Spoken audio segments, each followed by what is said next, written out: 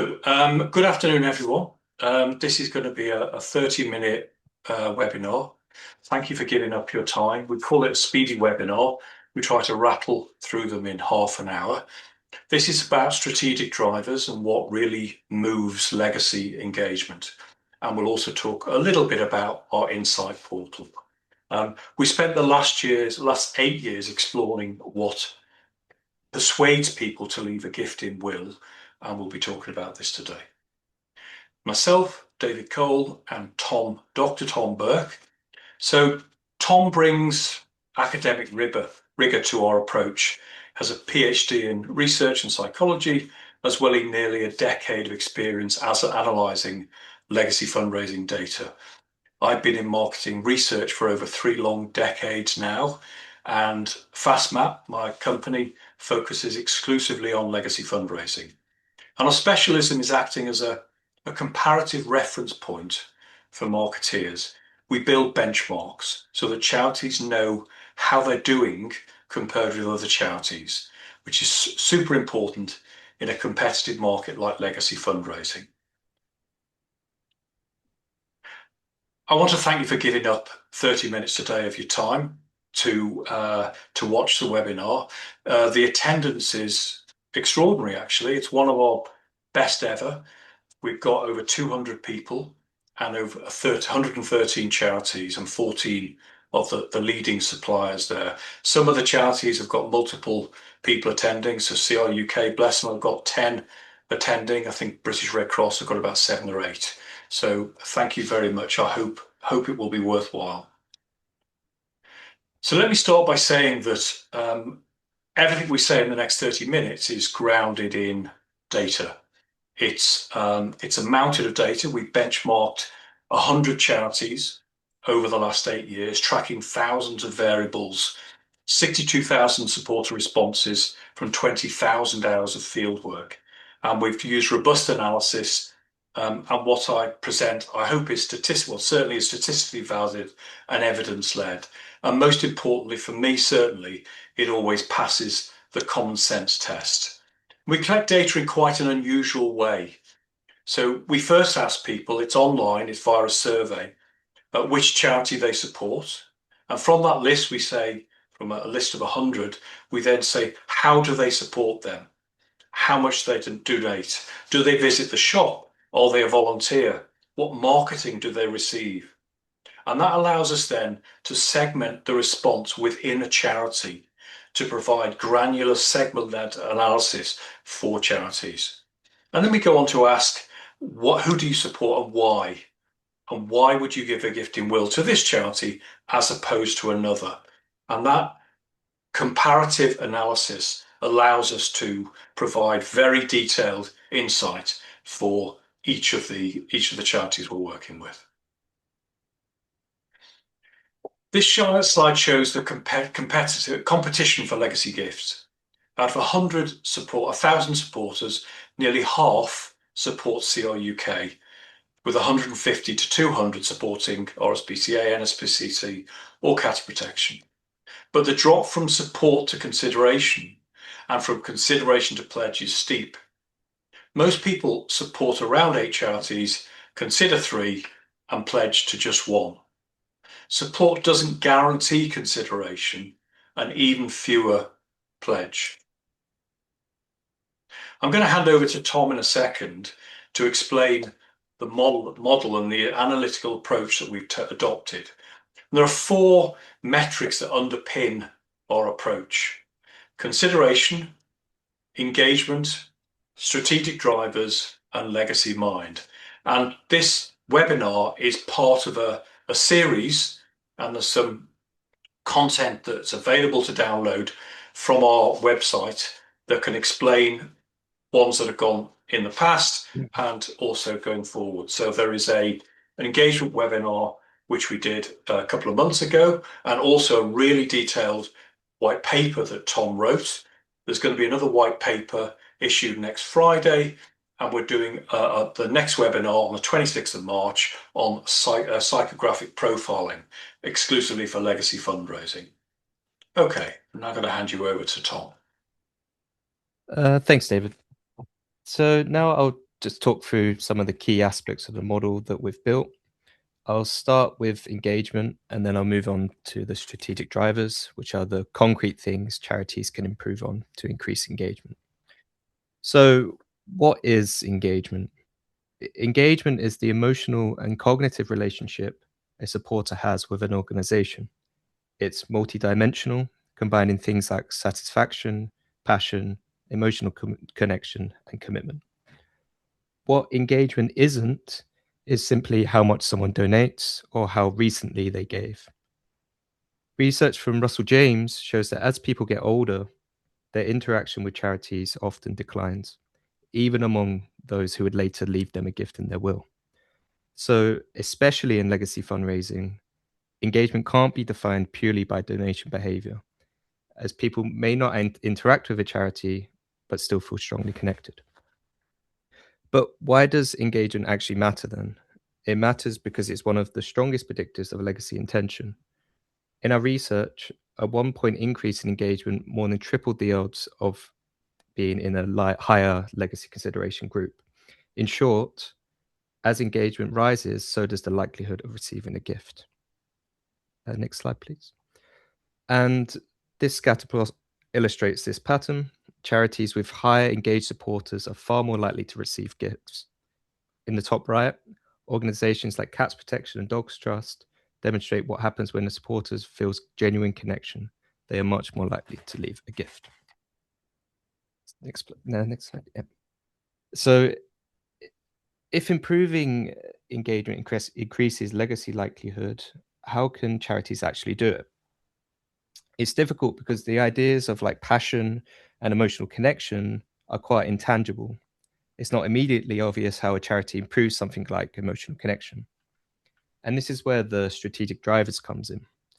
These are the actionable levers charities can actually use to increase engagement. From the outset, our aim was to make them practical, things that charities can influence through communications, supporter experience, and stewardship.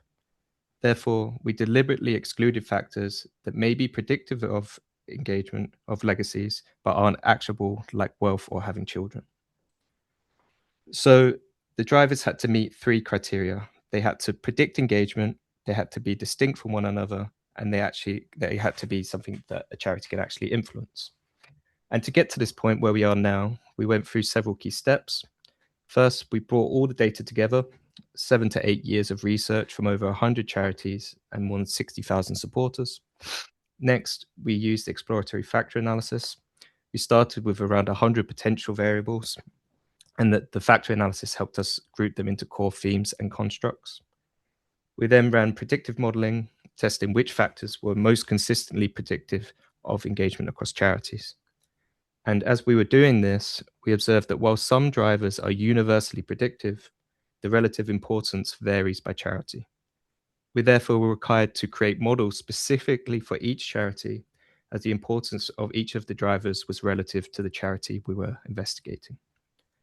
Finally, we carried out external validation, testing the drivers in a completely new data set and piece of research to make sure the results held up beyond the original piece of research.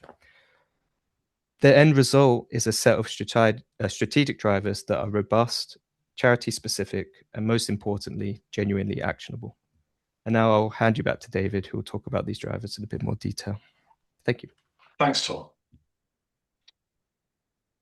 In individual giving, charities can operate introspectively, focusing on their own campaigns, response rates, and donor journeys. And that works because decisions are frequent, relatively low stakes, and supporters give to multiple causes. But legacy is different. Decisions are rare, high stakes, and deliberate. And most people include only 1 or 2 charities in their will. And that makes it selective and inherently competitive. And in that environment, looking only at your own numbers becomes limiting. Supporters are making conscious choices between charities, and that's why measurement should be comparative. And it's why we spent the last 8 years building a data set across 100 charities, because meaningful comparison is extremely difficult we think, for any single charity to do alone. And we'll discuss comparative measurement more as we progress through this webinar. Thank you everyone who filled out the pre-webinar survey. A few key findings here. So the two most popular strategic drivers were emphasizing how support is crucial and showing clear impact. The least popular was being transparent about how donations are used. Interestingly, only 6% had a very clear idea about which legacy messages would be most meaningful for different groups. And finally, 98% of you would be either very likely or likely to act if evidence showed that different groups require different messages. These were the 7 strategic drivers that we identified, and I'm going to be walking through each of those in some detail in a moment. This is possibly the most important slide of the day, actually. This is what we call a driver map, and it's taken directly from our legacy portal. It shows for a specific and unique group of supporters the measurement of 7 strategic drivers.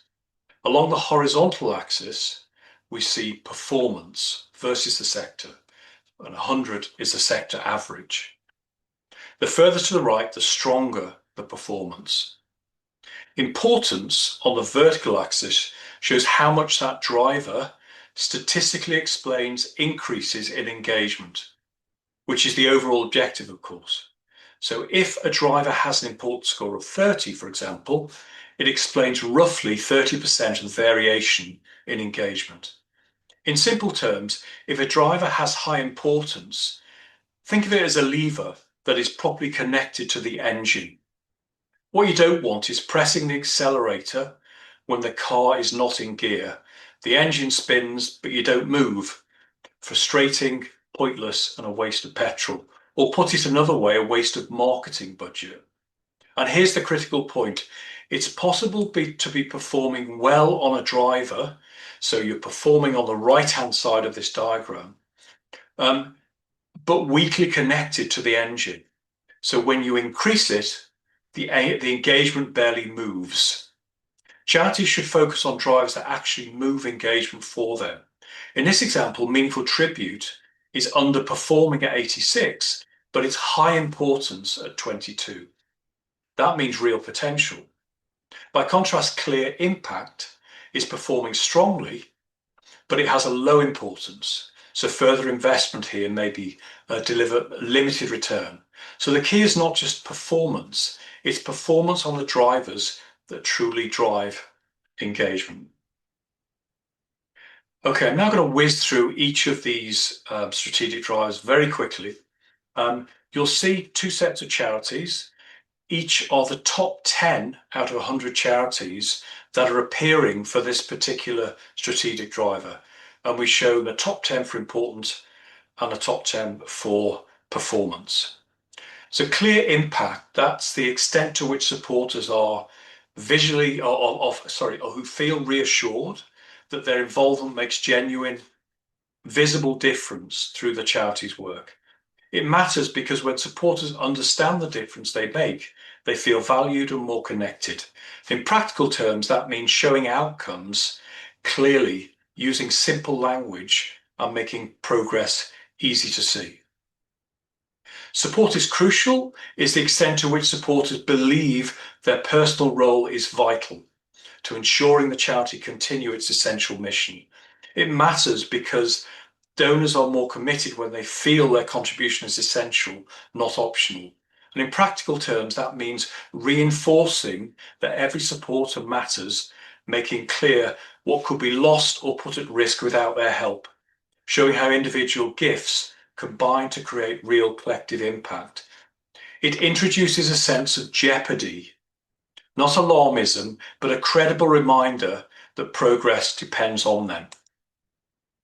Informed comms is the extent to which supporters feel connected and keep up to date with the progress their support enables. It matters because donors want to know their support continues to have impact, not just at the moment of giving, but over time. In practical terms, that means providing timely, thoughtful updates, balancing frequency with substance, and helping supporters feel personally linked to ongoing progress.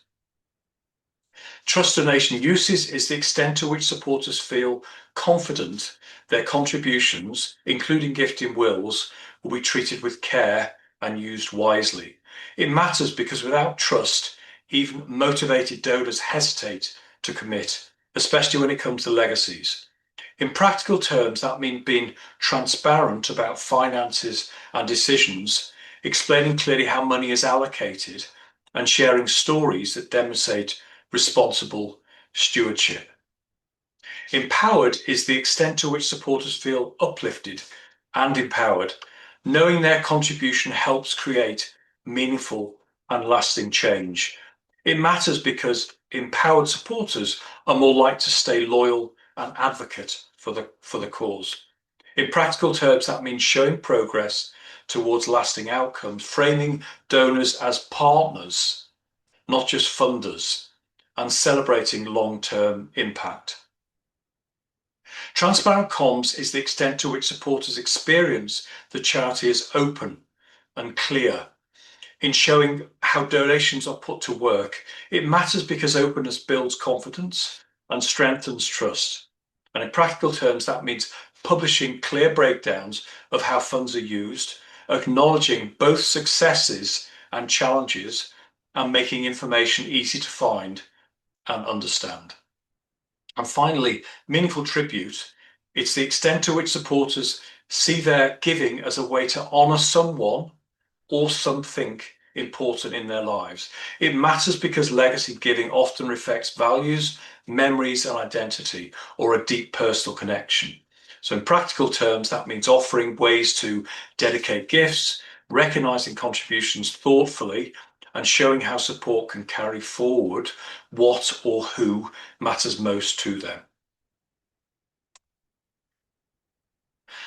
Before we go into the detail of the causal sector strategic drivers, I just want to provide a little bit of a health warning. So individual charities within the same sector can vary hugely, as we'll see when we do our little case studies later on. And even more importantly, within a single charity, different supporters can show very different driver patterns. This slide shows the animal sector. On the left is performance, right is importance, and each bar represents the sector average for that driver. So at this stage, what we're seeing is a high-level view of how animal charities perform and which drivers appear most influential on average, but it's only part of the story. We now add vertical lines, and they show the range of scores across all animal charities for each driver. The bar shows the average, the line the variation. So if the line is short, animal charities are behaving quite similarly. If it's long, animal charities are behaving very differently. Take empowered. So the average importance looks moderate, but the range is wide. That tells us that for some animal charities, empowered is a major driver of engagement, while for others it plays a much smaller role. This is the armed forces sector. Look at meaningful tribute. Whilst the average importance is high for meaningful tribute, the distribution is very wide. That tells us that for some armed forces charities, tribute is an extremely powerful driver of engagement. For others, it's far less dominant. We see a similar pattern with transparent comms and empowered, real variation within the sector. Within the cancer sector, meaningful tribute stands apart on importance, and the shallow vertical lines reinforce this. So even at the lowest end of the distribution, tribute scores higher than the highest of other drivers. However, as we've seen before in a previous webinar we did when we contrasted CRUK with Macmillan, once you move into supporter profiles, complexity emerges. For some supporters, tribute opens the door. For others, it's clarity, empowerment, or trust. Looking at the children's sector on meaningful tribute and informed comms, some charities are a very high impact, others much lower. Empowered also varies significantly. So strategy here is less about backing one dominant lever and more about knowing where you are on the distribution. Within disability sector, meaningful tribute is strong, but unlike cancer, it's not universally dominant. For others, empowerment or clarity communication plays a much bigger role. In the environment sector, empowered appears strongest on importance, with trust and informed comms following behind. There isn't one universally dominant lever here. This is a sector with real diversity. In the faith-based sector, informed comms and transparent comms stand out on importance, with deep vertical lines on informed comms. Finally, the health sector. On importance, the depth of the vertical lines is huge, so real variety within this sector. This slide shows how strategic drivers do different jobs at different stages of the journey. And we've broken this down into 3 segments. Those who are on the database, shown as the coldest, the red. Off the database is cold red. On the database is warm orange. And those who are considering gift is green, the warmest. So in the environment, the early engagement off the database is driven by empowered. It's about movement and agency. But as supporters move closer, get warmer, trust and clear impact rise in importance. So the question shifts to, if I leave something significant, will it be used wisely? In faith-based, early stages are about identity and belonging, closer to consideration and informed comms, and transparency become more decisive. And finally, in the armed forces sector, meaningful tribute weakens as supporter move nearer. Legacy becomes more about trust in fund usage. So strategic drivers do different jobs, but at different stages of the supporter relationship. Now we're going to do a bit of a deep dive into one sector, the overseas development sector, and look specifically at 3 very successful charities, Oxfam, Christian Aid, and MSF. And on paper, they share the same causes, similar audiences, and similar global issues. And we're going to do a review of what is driving engagement for them, which differs hugely. The starting point for the overseas development sector is that on performance, there's no dominant strategic driver. Meaningful tribute sits lower than the others. On importance, informed comms appears dominant, followed by empowered and meaningful tribute. However, the vertical lines are deep, suggesting real variation. For Oxfam, on importance, 2 drivers stand out: informed comms and meaningful tribute. For Oxfam supporters, engagement is most strongly linked to understanding the cause and seeing legacy as an expression of personal values. Clear impact is relatively weaker here. This isn't primarily about technical proof, it's about values, fairness, and long-term commitment. That aligns closely with the communications, which you can see in that box. Legacy is framed as a way to ensure values live on, tied to fighting poverty and injustice globally. So Oxfam's strength lies in informed values-led giving, legacy as a continuation of belief, not a transaction. This slide shows the opportunity for a step change in effectiveness. Each row is a supporter profile. For example, age, gender, wealth, shop buyer, shop donor, on the database, off, frequent donor, high, etc., etc. And each column is a strategic driver. The color in the boxes show how strongly that driver is driving engagement for that profile. Green, and particularly dark green, is very high, red is low. So you can immediately see that different segments are responding to different drivers in different ways. There's no single lever. The narrow column in the middle shows what happens when we select the most relevant driver for each profile. Instead of one broad message, you activate the right driver for the right audience. Nearly all profiles are then receiving a strategic driver that is green or above, and therefore more likely to move engagement. And finally, we see the index statistically shown, or the impact statistically shown as an index, as we move from a single broad driver to profile-led messaging, and finally focusing on profiles with the highest potential to move engagement through a driver.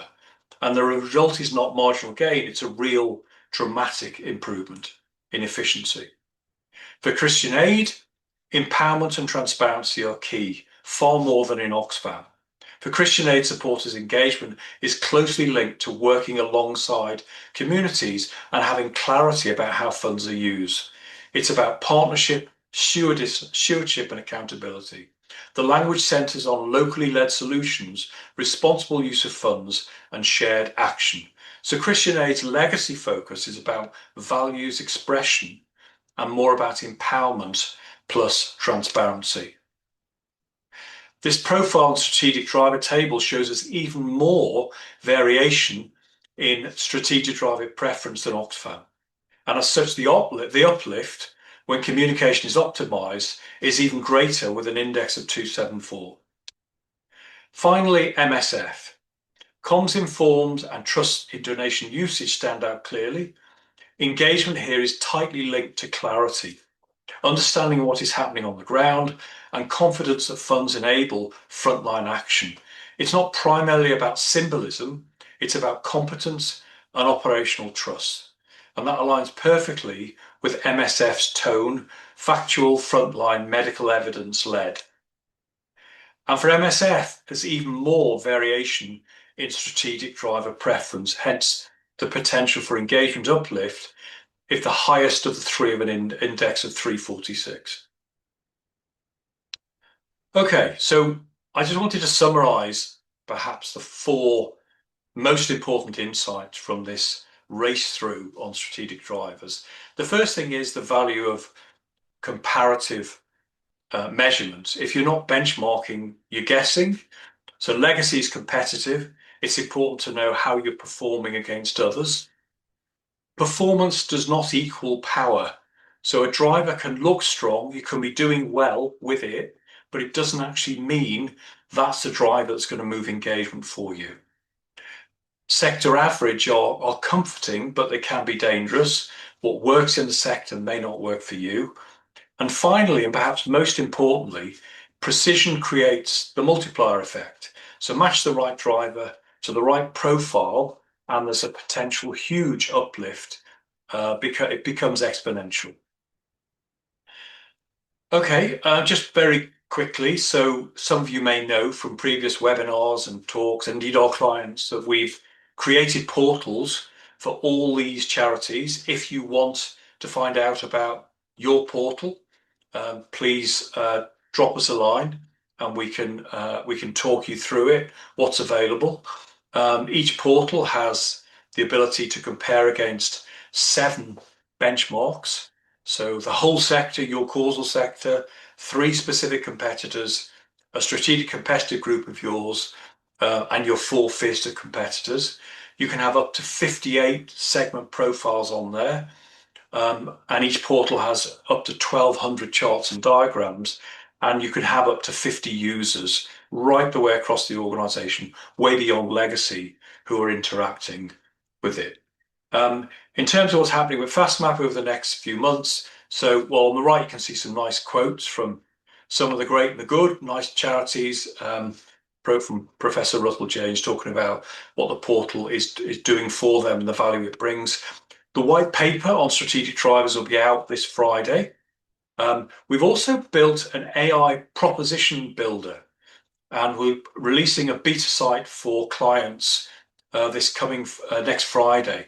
And that allows clients to take account of all the variety that the Insight offers, to put in an existing proposition and then have that adapted based on the all the data available.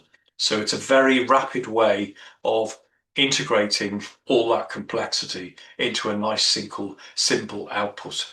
We're exhibitor at the Remember Charity event, so we'll have a nice stand there for what's on the 16th of March. And thank you, Remember Charity, for promoting this webinar as well. And finally, there's a webinar on the 26th of March on the power of psychographic profiling, and we'll be sending an invite over for that. Thank you very much, everyone, of your time. We finished 2 minutes late, but we crammed in a lot there. We'll be sending through a recording to you, and have a good day. Thank you very much.